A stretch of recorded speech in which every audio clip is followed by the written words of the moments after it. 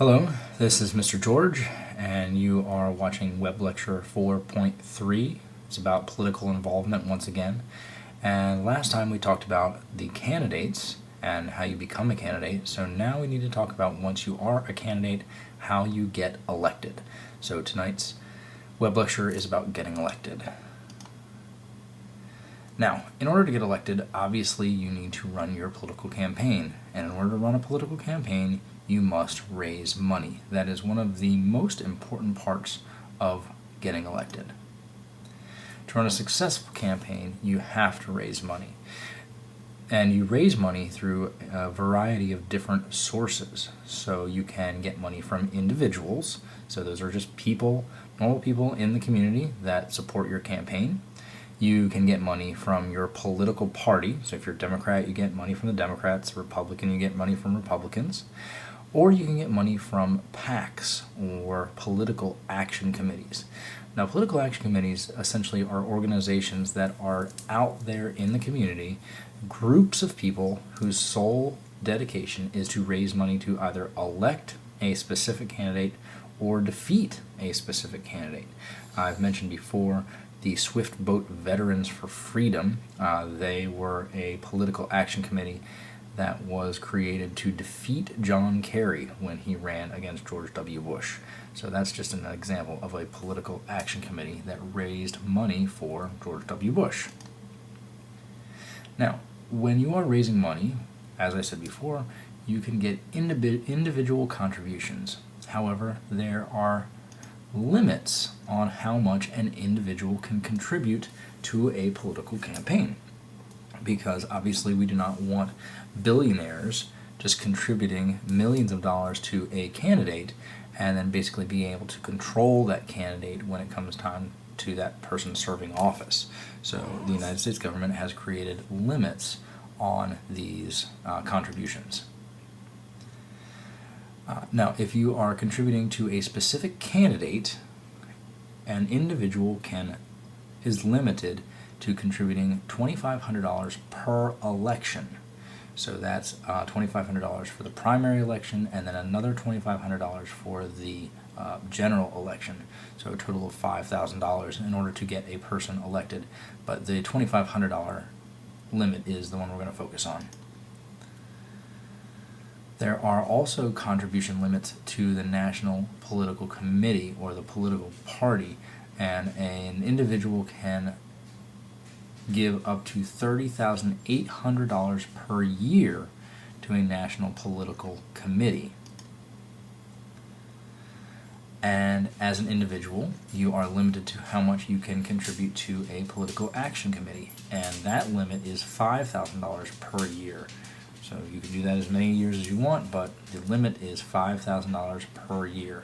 So as you can see, the reason for the limits is to keep corruption out of politics, but then also, you can see that depending on what you are contributing to, the limits are either smaller or larger. For example, the National Political Committee, obviously if you contribute the $30,800 to the Republican Party, then that money is not going to go directly to a specific candidate, but going to be spread out amongst many candidates. So you're not really having as direct effect on one particular election. But if you are contributing $5,000 to a political action committee, their whole sole purpose is getting either one person elected or defeating somebody else. So that money goes more directly to a particular campaign. Now, as I stated before, candidates can get money from other sources as well. They get money from the political party, and they get money from political action committees. Now, political parties have limits as well as to how much money they can give to candidates directly, and that limit is $5,000 per election. So the Republican Party can only give a presidential candidate $5,000 directly to their campaign each election. So that's $5,000 for the primary, $5,000 for the general. Political action committees have the same limit. So they can only give money directly to the candidate upwards of $5,000 per election. Again, $10,000 total for the primary and general election. Now, where political parties and political action committees sort of get around this specific directive or limit is, in this case, where both of them can spend unlimited amounts of money advertising on the behalf of the candidate. So you may notice as we get closer to the election season, when you see an advertisement, it will say at the end, this message was paid for by, and whoever it is that created that advertisement is who will be said. So some of the ads are created directly by the candidate themselves. Other ads are created by a political action committee or by the political party. So really pay close attention as you see those ads coming up, who paid for the ad. Now, there was a little bit of a controversy a couple years ago, and this controversy went to the Supreme Court. It's Citizens United versus the Federal Election Commission, because there were limits on how much a corporation could spend on a campaign. But the Supreme Court in this case said that businesses and interest groups can spend unlimited amounts on political messages. So they can spend as much money as they want, similarly to a political action committee or a political party, to help somebody get elected. And as I stated before, an example of this is the Swift Boat Veterans for Freedom. And so this is the type of money that they spend, or what they spend the money on, in order to get a specific candidate elected. So here's just a quick example of one of their advertisements. 3 months after we were married, my husband was shot down over Hanoi. Paul and I were married in 1963. 2 years later, he was shot down over North Vietnam. All of the prisoners of war in North Vietnam were tortured in order to obtain confessions of atrocities. On the other hand, John Kerry came home and accused all Vietnam veterans of unspeakable horrors. John Kerry gave aid and comfort to the enemy by advocating their negotiating points to our government. Why is it relevant? Because John Kerry is asking us to trust him. I will never forget John Kerry's testimony. If we couldn't trust John Kerry then, how could we possibly trust him now? Swift vets and POWs for Truth are responsible for the content of this advertisement. And so as you could see there was a very direct connection between who created that advertisement and the message that was put out there. Now, in political campaigns, not all of the help getting elected is about money. In some cases, it's often about influence, or what are called endorsements. And so these are more indirect contributions. These are not direct monetary contributions, but these are contributions that help people get elected. And there are basically 3 groups that can help people get elected in other ways than contributing money. The first one is an interest group.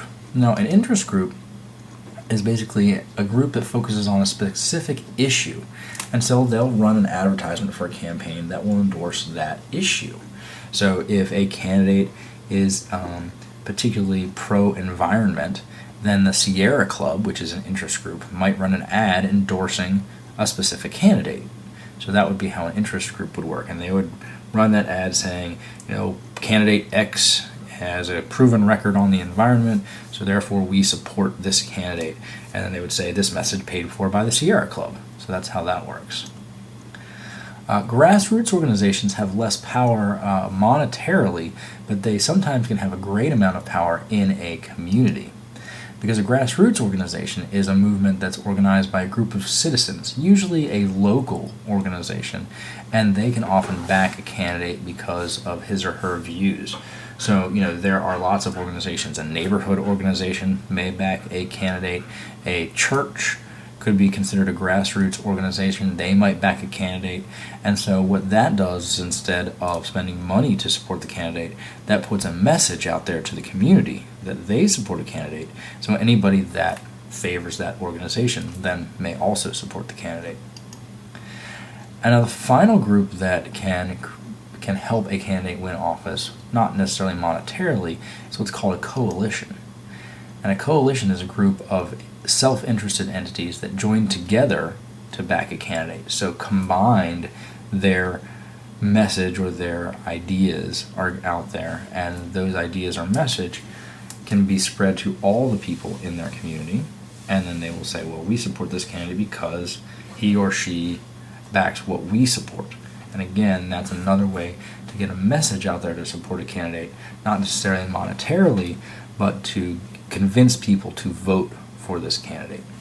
So as you can see, money is a big part of the political process, but there are other ways in order for candidates to get elected.